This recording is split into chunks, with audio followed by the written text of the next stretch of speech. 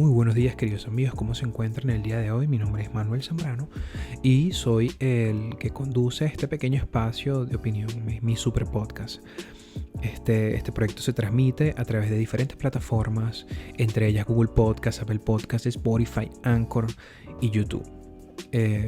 Hemos estado leyendo muchísimo sobre la crisis alimentaria que se avecina. Ya probablemente usted esté al tanto, pero aquí en este episodio, el número 82, vamos a estar explicándole en qué consiste esta problemática, que también es producto de entre tantas cosas a la invasión rusa en Ucrania. Pero ¿por qué me llama mucho la atención y por qué esto es un problema? Porque de esto se deriva la hambruna que se asume que viene. Ahora, fíjense que The Economist, la famosa revista de economía de New York Times, han dedicado varias reseñas, artículos sobre esta problemática del trigo. Así que vamos a hablar sobre esto el día de hoy. Así que empezamos. Fíjense que el término trigo designa el conjunto de cereales que pertenecen al género Triticum. Triticum viene del vocablo latino que significa como quebrado, como triturado, que de hecho explica el proceso por el cual se saca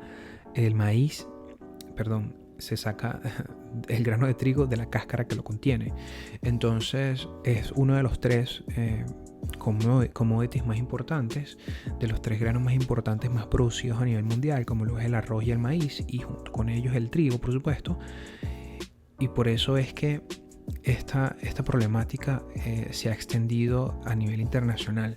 ¿Y por qué les digo esto? Porque nos demuestra qué tan vulnerables somos nosotros los seres humanos.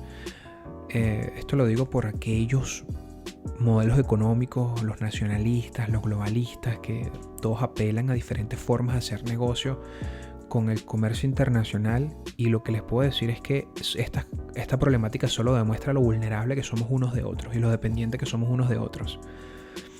Entonces, fíjense, ¿cuáles son los derivados del trigo? Tenemos, galletas, harina de trigo, la semola, la pastelería, los panes, los snacks, los cereales, la pasta, hay muchas cosas que se pueden producir del trigo, ¿no?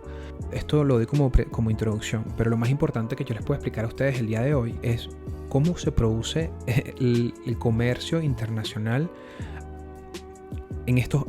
a partir de los países productores. Fíjense, el trigo es producido principalmente por 8 naciones. Está la Unión Europea, Rusia, Ucrania, Canadá, Estados Unidos, Australia y Argentina.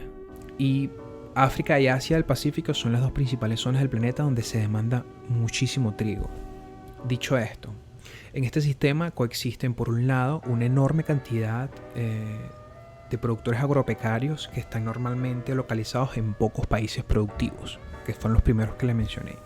Y del otro lado tenemos una enorme cantidad de consumidores e importadores en todo el mundo, con un gran número de territorios y países. Los distintos importadores en el mundo procuran asegurarse más bien anticipadamente la disponibilidad de este recurso. Y por eso es que existe algo que es muy llamado por el comercio internacional como futuros. Futuros son las opciones de compra que uno tiene de un producto a largo plazo, a un determinado tiempo de espera. De hecho, se dice que esa es una de las razones por las que se supone que actualmente no hemos visto el colapso de los precios del trigo, a pesar que el trigo actual hasta recientemente estuvo en uno de sus máximos históricos. La última vez fue en el 2008. Por eso es que se dice que todavía no nos ha impactado como debería ser el costo de todos los productos derivados del trigo. Para poder unir a los exportadores locales con los importadores, existen las denominadas compañías de comercialización internacional, los CCIs, o traders o trading companies, y estas actúan como nexo entre unos y los otros. El principal exportador es la Unión Europea con 33.8 millones de toneladas. El segundo vendría siendo Rusia con 25, Canadá con 22, Estados Unidos con 21 y Ucrania con 17, y así sucesivamente. Hay una cosa que realmente no he entendido hasta ahora, de cómo es posible que nada más en los dos países, en este caso Rusia y Ucrania, se ponga en velo o se ponga en descubierto la vulnerabilidad que tienen ciertos países, sobre todo Egipto y sobre todo pues países que son adyacentes o sea, es decir, se supone que según estos informes los principales afectados de esta crisis o de esta escasez de trigo va a ser África y Asia. Una de las cosas es precisamente Egipto, que por cierto recientemente dieron la tasa inflacionaria, fue de 13.5%, y bueno, y de hecho en ese lugar se ha encarecido el trigo un 10%. Lo que quiere decir es que el precio evidentemente va hacia allá a subir mucho más. Como ustedes saben, Egipto pues tiene, y estos países adyacentes a Egipto tienen una dieta pues que fundamentalmente consiste en estos panes pues que ellos consumen muchísimo, de manera que es parte de su dieta pues rutinaria. Por eso es que es importantísimo el trigo en esta zona. Ahora, fíjense, vamos a incluir un tercer actor en esta problemática, la FAO.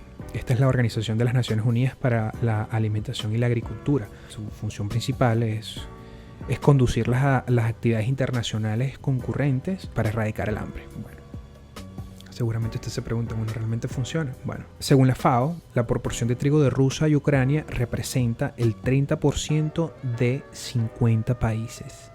Y el 50%, que es todavía mucho más, de solo 26 países. O sea que el impacto sustancial del conflicto en Rusia y Ucrania pues se deja ver en esta manifestación. ¿Ustedes se acuerdan cuál fue la razón por la que Putin decidió invadir Ucrania? Esto es un tema viejo, yo lo sé, pero es importante.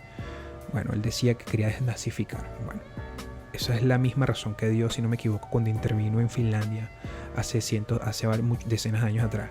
Lo que quiero decir es que si usted mira la anexión que tuvo Rusia en Ucrania en el 2014, que fue Crimea, la península de Crimea, la península de Crimea es fundamental porque la da acceso hacia el Mar Negro. Y no solo eso, Sebastopol, el puerto de Sebastopol, que está a uno de esos lados de la península de Crimea, estaba precisamente en una situación bélica muy delicada recientemente. Ahora, usted se da cuenta los movimientos que están teniendo estos países y hacia qué dirección van. Es decir, usted se está dando cuenta que no es un tema de nazificar nada, es un tema de obviamente intereses comerciales, que es más que evidente, que ahí se ve. La pregunta es, ¿la gente todavía lo cree? Los rusos todavía piensan que existe un interés, hay un interés legítimo de autodefensa, o de, pues, los mismos padres de Zelensky fueron judíos, y además de eso, él, hasta antes que sucediera la guerra, él había firmado como una ley de antisemitismo y una cosa. Entonces esto de desnazificar Ucrania es, ya sabemos que es un recurso muy usado y barato.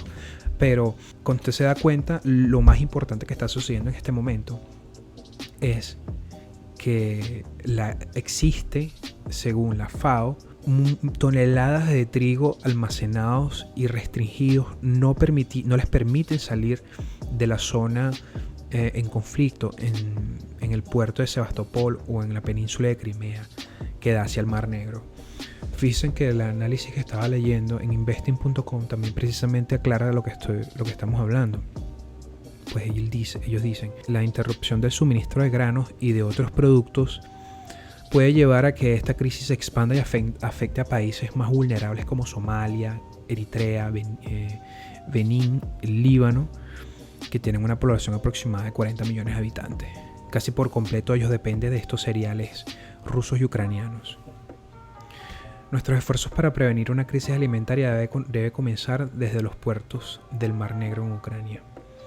Entonces ellos insisten en que deben desbloquear las toneladas de cereales que están atrapados allí. Turquía también es uno de los principales beneficiarios de que esta situación se mejore, de que haya una solución a este conflicto, porque si usted mira el mapa y se da cuenta dónde está Turquía está en la parte inferior del Mar Negro, o sea, es como el vecino de abajo de esta península de Crimea, que es donde están almacenados estos toneladas de trigo, pues. Entonces es lo que algunos analistas y algunas personas que hacen reseñas por internet sugieren, que compres alimentos y que los guardes en las despensas. De hecho, muchas personas hablan de inversión y dicen de cómo apalancar tus inversiones. En este momento de crisis, lo mejor que puedes hacer es tratar de comprar comida y almacenarla.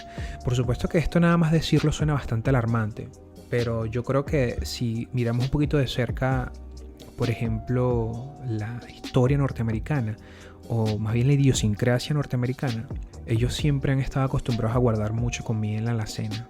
Siempre en Estados Unidos conservan, seguramente la palabra la he escuchado en las películas, es un pequeño cuarto en donde guardan comida. Hay gente que tiene cuartos, pues, literalmente son cuartos grandes. La alacena por lo general es un closecito pequeño y siempre ha sido parte de la cultura y la idiosincrasia norteamericana guardar comida. Ahora, fíjese que esta situación no se escapa para ningún otro país, porque Marruecos también está destinando 1.500 millones de euros para paliar la subida del trigo. El día de hoy, 9 de junio, el decreto para aumentar más de 16.000 millones de dirhams, que son alrededor de 1.500 millones de euros. Son los fondos públicos destinados a amortizar mediante las subvenciones el impacto de la subida de los precios del trigo y además del gas. Como se está dando cuenta, tenemos el caso también de este país, Sri Lanka, que hace poco fue el primer país en quebrar después del colapso de la pandemia. An economic crisis in Sri Lanka, which is becoming increasingly dramatic, with residents' life savings virtually disappearing into thin air. One estimate from Johns Hopkins University shows real inflation at over 130% in March. That's approximately 6 times the official rate by the government. Y posterior a eso, pues los problemas en la cadena de suministro partiendo del conflicto de Rusia y Ucrania. Entonces yo creo que el mundo no pinta nada bien. Para finalizar, fíjese que mientras estamos hablando, resulta que el día 7 u 8, ya que esto fue recientemente, pues Rusia pues permitió, se abrió para que hubiera la exportación de trigo ucraniano. Cosa que es una buena noticia porque eso calma los ánimos del mercado. Fíjese que aquí explica: Ucrania, Rusia y Turquía y la ONU aún no han llegado a ningún acuerdo para las exportaciones de cereal y trigo ucraniano, de los que depende la seguridad alimentaria, por supuesto, de muchos países, como ya lo venía explicando. Sin embargo, Rusia ha entreabierto este miércoles la puerta a la salida de grano ucraniano y se ha mostrado dispuesta a dar garantías formales de que no va a atacar ciertas zonas del conflicto para que puedan salir pues los barcos. A cambio, ellos piden que Ucrania desmine la costa y los puertos. Kiev ha sembrado en sus aguas unas minas acuáticas para evitar la invasión naval rusa y ahora no acaba de fiarse de Moscú. Bueno, tiene razón. Ok, ¿qué dice? Si no se elimina la zona de minas, los corredores de trigo y cereales no podrán ocurrir. Fíjense que Lavrov, que funge como una pieza medular en todo este conflicto, él es el ministro de Relaciones Exteriores de Rusia y la mano derecha, se puede decir, de Putin. Él ha dicho que Rusia ya ha hecho su parte y que cada día ellos abren corredores para que los cargueros ucranianos pasen. Estamos listos para proveer seguridad a los barcos ucranianos juntamente con nuestros compañeros turcos. Lo digo porque Turquía está en el medio del conflicto y Turquía está tratando de mediar entre los dos bandos, entre los ucranianos y con las minas que tienen bordeando ciertas zonas de la península de Crimea en el Mar Negro, y entre Rusia, que ya ha demostrado ser un invasor hegemónico que capaz quitan las minas, ellos vienen y se meten, porque las razones de ser de esas minas en este momento es precisamente para que los barcos rusos no pasen por ahí. Pero pues la nación ucraniana no se vea perjudicada.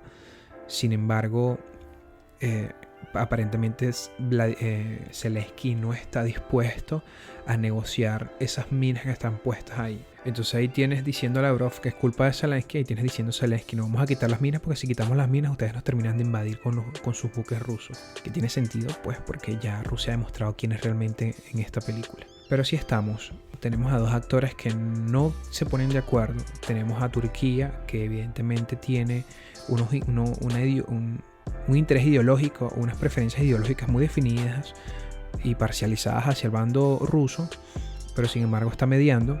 Y sin embargo, es que Turquía se ve muy afectada en este conflicto también, porque como decía antes, Turquía está por debajo del Mar Negro y es vecino, de alguna manera rodea el Mar Negro, pues entonces está cerca de su vecino ucraniano y se ve afectado por esta escasez de trigo y todo lo que representan sus derivados. Entonces tenemos a estos dos actores y que no se ponen de acuerdo. El precio del trigo está en niveles históricos, bueno, por lo menos desde hace 15, 14 años, y sigue subiendo. Entonces, cuéntame qué piensan ustedes en los comentarios. Este es el capítulo 81, mi nombre es Manuel y por favor, si no lo has hecho aún, no olvides suscribirte a mi canal.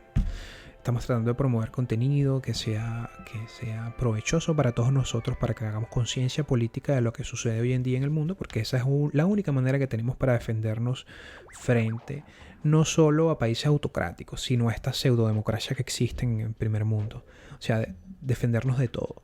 Así que, amigos, muchas gracias por seguirme y por seguir mi contenido. Espero verlos en una próxima oportunidad. Hasta luego.